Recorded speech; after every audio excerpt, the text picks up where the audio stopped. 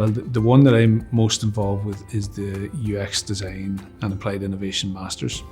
So we moved to 100% online, and that has had an impact on the course in terms of what students come onto the course. So it kind of opened the door to international students, as well as reinforcing our regional and national kind of intake of students as well. So we've moved to more of an evening model.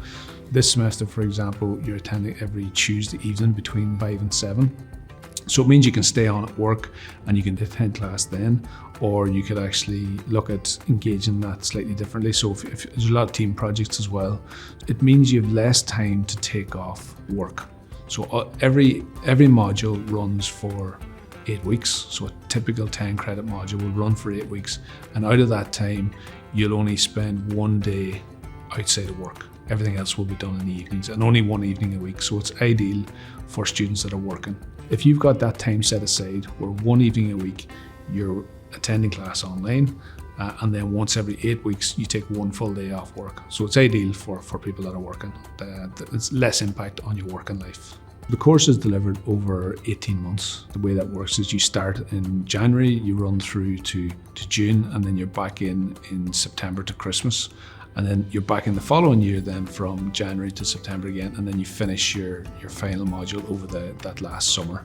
You're looking at 3 modules in the first semester, 3 modules in the second semester, and then you finish up with the final capstone work-based learning project module at the end. We really begin the process with looking at design thinking. Because it's applicable in a lot of the modules that you will take on over the course of the Masters, design thinking is you kind of root that in early on. And we have a module called UX Design, but it's really about design thinking and facilitation and learning that process. And it's all team-based. So really it's an opportunity to get to know your classmates, get to know the process, and then be able to embed that process throughout the different modules.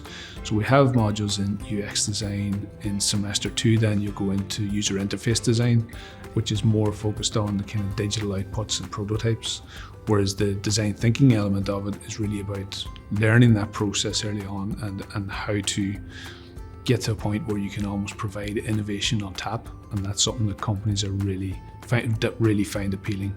Outside of that, then we've kind of practical modules, and then we've got theory modules as well. So it is a master's, so there's an element of theory in there as well. But it's really the theory is informing the practice. So really we've got very practical projects where you might be answering a brief for a competition or perhaps even working for a live client.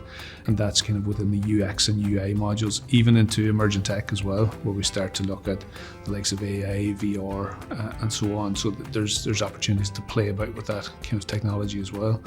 And then we've got modules in consumer behavior. We've got professional development modules as well for your own personal development within your career. But it all kind of comes together in this work-based learning project at the end, at the tail end. It's almost like the capstone module at the end that certifies your master's. So that one really appeals to somebody who's a remote worker, because it's not your traditional dissertation. It's not made up in that way. It's very much based on a working project. You design the project within your workplace. If you're not working, we can organise ways for you to do that. That might be through internships. You might have your own ideas for a startup or something like that there. So we work with you to generate a project, or you're working with your employer to generate a project, and you work on that independently then over the summer, where you have an academic supervisor and you have an industry supervisor as well. A lot of students come back that have already done a master's and really want to scale up in UX, but really what we're looking for is people that are either working in the area of user experience design or want to get involved in that area. And there's different ways that you can do that or apply for that. So based on your criteria, if you're a graduate, you might want to come straight in, and we've got graduates coming from different backgrounds.